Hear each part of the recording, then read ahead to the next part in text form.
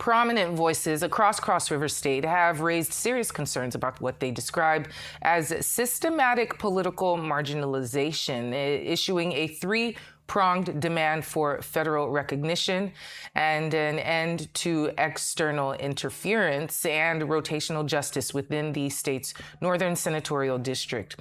At the forefront of the stakeholder grievances are the perceived slights in federal cabinet representation. Despite delivering substantial votes to the current administration, Cross River State has been allocated only one ministerial position, a junior minister, otherwise known as Minister of State. Now, the stakeholders directed sharp criticism towards two prominent federal figures, the FCT Minister Nyesom Wike and Senator Basi Akpabuyo, accusing both of them of overreaching into Cross River State internal affairs. Another demand centers on representation within Cross River North Senatorial District. Stakeholders from the OBO federal constituency, Obudu, Obanliku, and Bekwara. According to their analysis, by 2027, the Ogoja Yala federal constituency would have held senatorial representation for 20 out of the 28 years, while OBO has occupied the seat for just 8 years. Well, we'll now have a conversation with the president of the Obudu Bekwara Obanliku movement, Dr. Paul Anyim, and the director general of Chief Imbufe Solomon on these dynamics, the shifting dynamics in Cross River North politics, and the question of a lack of development, and exactly which federal constituency will be producing the next senator. Thank you so much for joining us this afternoon. It's good to have you both here on Newsday. Thank you. Thank you. And we know that the president has had some interventions in Cross Rivers, like the coastal highway. And there are, of course, as I read in the intro, complaints about not having a minister from your region. Could you give us more examples and explain exactly what the crux of this issue is? All right. My name is Dr. Paul Anyim. The major crisis in Cross River State is the interference of the state's affairs by non-state parties. The non-state actors principally are the FCT Minister, His Excellency Barrister Nyesom Wike, and the President of the Senate. You see, the Cross River State, as a matter of fact, has enjoyed enormous peace in its political system. And as a gentlemanic state, we operate based on zoning system. This is akin to Nigeria itself, where we have the revenue from a particular state being shared with other states just to have one federalism. A similar practice is even still maintained in the national affair, where power is being given to the northern part of the country, and then after certain years, the southern part of the country. In other words, a gentlemanic agreement. And that has been in the practice of Cross River State. You see, the governorship ticket goes from the south to the central and subsequently to the north. And it's so in practice. Like we had His Excellency Donald Duke, we had His Excellency Leah Limoki from the central. Donald Duke was from the south, I beg your pardon, from the south. And Leah Limoki from the central. And then we had Ben Ayadi from the north. And it is so, even in our various federal constituency, but principally, the Northern Senatorial District has a very interesting, harmonious way of rotating its senatorial seats among the two federal constituency. Firstly, we have the Yala Ogoja federal constituency. We have the Obudu, Bekwara, and Obanliku federal constituency. These two sister federal constituency, they share power in common. For the Senate, it is expected that the Bekwara Obudu Obanliku Federal Constituency enjoys Senate a particular number of years, principally 8 years for 2 terms is what has been in practice. And then the gift to the Yala Ogoja Federal Constituency as such, But then, going from what we have, since the inception of this democratic dispensation in 1999, by 2027, we're talking about 28 years in this democratic dispensation, recording 20 years for the Yala Ogoja Federal Constituency against only but 8 years for the Obudu, Bekwara, and Obanliku Federal Constituency. You see, that's an imbalance. Mathematically, if we go by allowing this imbalance to progress, by 2031, we'll be talking about 24 years against just 8 years. And that will be in the ratio of 1:3. You see? And then this gentlemanly agreement will maintain it so well that being that the Obudu, Bekwara, Obanliku have enjoyed the governorship ticket in the last 3 years, about a decade ago, in the next zoning system, when it comes to the south, when it comes to the north, naturally, we are expected to give our brothers a sense of belonging. So it is so in the Senate too, you see. Now, the current senator from the Northern Senatorial District, Jarigbe Egon Jarigbe, actually, we agree that he should enjoy the senatorial seat for this while. But then you need to understand that being a sister constituency, we have an understanding that given the expiration of his tenure, it takes a while for another tenure, for another federal constituency to enjoy this sense of belonging.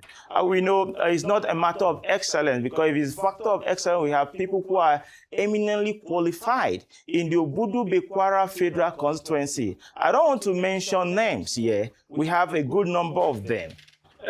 However,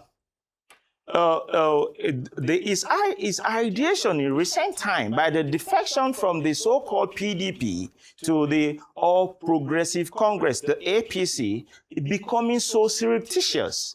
You can imagine him applauding the president of the the president of the country for being wonderfully performing thus far, and then saying for such factor is his interest to join the political party. And then recently we're hearing rumors flying left and right, actually factual rumor as a matter of fact, flying left and right, that is not too comfortable with the status of the party in the state. His interest is to distract the status quo of the state. And by so doing, he's already navigating to leave the said political party he had applauded the presidency for.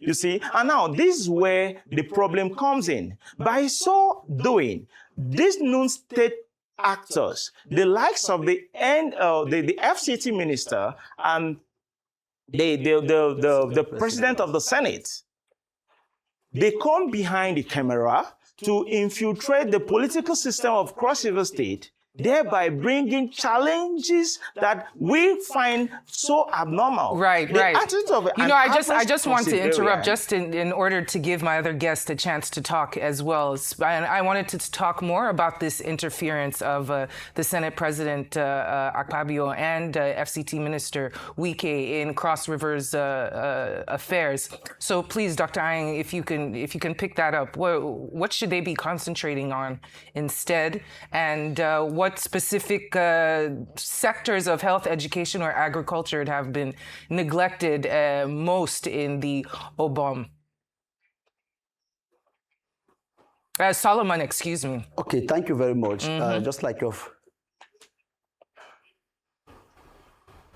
Okay, thank you very much. Just like you've already introduced me, my Chief Murphy Solomon, the Director General of the Obudu Bekwara Obanliku movement.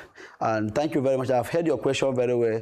The interference specifically of the FCT minister and the Senate president in Cross River State politics, you agree with me that Cross River State is a sovereign state on its own. And by virtue of providence, you know that Cross River State is the mother state that gets birth to, particularly Akwa Ibom State, where the Senate president, Senator Akpabio, is coming from. And also River State too. In South Cross River State is most senior to River State, despite the oil well that is dominant in River State. So the issue of the FCT minister and the Senate president trying to control and to hold powers to control both Cross River State and their state, it's appalling. That is the truth. It is not right for a state that has a governor who is outrightly and is doing well, trying to muzzle out to see how he represents the state very well, and for other actors who are not part of the state to come in and see how they infiltrate the state and to impose leadership on that same state. So it makes it look like our governor is not competent enough. Meanwhile, our governor is most competent than some of these persons if he's allowed to do his duties.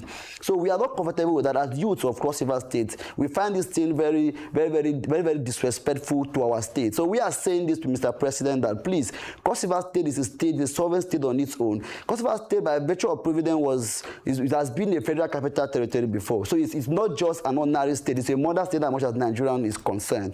Now, the issue of the ministerial appointment that you mentioned, I want to say that Cross River State supported the president very well. That was with the dispensation of Senator Professor Ben Ayade. Now, Senator Ben Ayade chanted the cause for the support of His Excellency Senator Asiwaju Tinubu, and Cross River State delivered over 120,000 40-something votes to make sure that the president see the light of the day, as compared to a Ebonyi State that had just 40,000 votes. Yeah, but you agree with me that Ebonyi State are having a Minister of Works, and other states that did lower than Cross River State have other ministers and prominent ministers. But in Cross River State case, why is it different? Is it that Cross River State is not part of this country? Is it that our support in this country, we don't, is it that the Cross River State support is not being noticed? So we are saying this as youths from Cross River State, that we are not comfortable with all this, with the developments of these people trying to control the political system and the affairs of Cross River State and keeping Cross River State behind. Not like our oil well issue that we have been talking about, that our governor has made all effort to see that he see it come to actualization. Though the Supreme Court has recently passed, they passed a judgment, but you agree with me that I don't want to say the judgment was which ab initio was out of miscarriage of justice, but I want to say that the due process was not followed. If you see Section 12 of the Nigerian Constitution, 1999 as amended, and Section 64, you will agree with that. When you say ceding of a particular territory, it has to do with, it is a procedure that needs to be followed. Now, when you go through the National Assembly, there has to be a vote of two-thirds majority, and that particular location where that place is, that the territory must have to agree that they want to be added to a different state or to be taken away from where they are belonging to. But these procedures were not followed in the case of Cross River State, where our oil Bakassi Peninsula was taken away from. Now, we are saying this to Mr. President that Cross River State are in total support of his government. And we are not just supporting him, we are ready to support him. And we know that the president is doing well. Because if you talk of the coastal highway to Lagos, the presidency has done that. And the approval of the deep sea port in Cross River State. Our governor is as well appreciative of this. But we want to say that Mr. President should deal with our governor directly and not through these actors and these federal characters who claim to be the Jagabans and trying to infiltrate the government of Cross River State. Thank you very much. Thank you. And Dr. Anyim, there is a growing restlessness amongst the Cross River youth, especially the ones in Obanliku and Bekwara, as I'm understanding. What economic blueprint can the Obam movement give or ensure the next generation isn't going to be used for political campaigns, but for actually industry and for growing the region? Well, you know, Cross River State, particularly the Obo Federal Constituency, is characterized with wonderful landmarks and interesting tropical rain season. And then, given its nature, it's good for agricultural exploitation and industrial feasibility. And I want to applaud the initiative of the former governor of the state, His Excellency Professor Ben Ayade, who thought it wise to institute a cargo airport, which, as a matter of fact, will ease the agricultural dividend that characterized the region. You see, in recent times, it was recorded that the Obudu axis as well as the Obanliku towards the Buki territory, which actually constitute the Obu Federal Constituency, had a great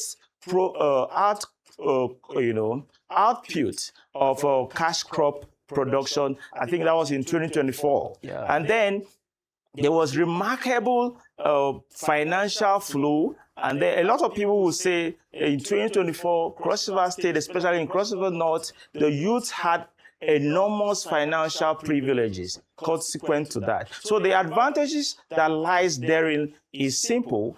Industrialization, like from the concept of the previous governor, the former governor of the state, the concept of industrialization that was predominant in the state, if it's maintained by virtue of giving the OPO Federal Constituency the senatorial seat, such potential can be annexed to the highest level. Thank you. Thank you both for joining us this afternoon, for raising your concerns, and of course for speaking with us here on Newsday. Dr. Paul Anyim and Chief Imbufe Solomon, thank you so much.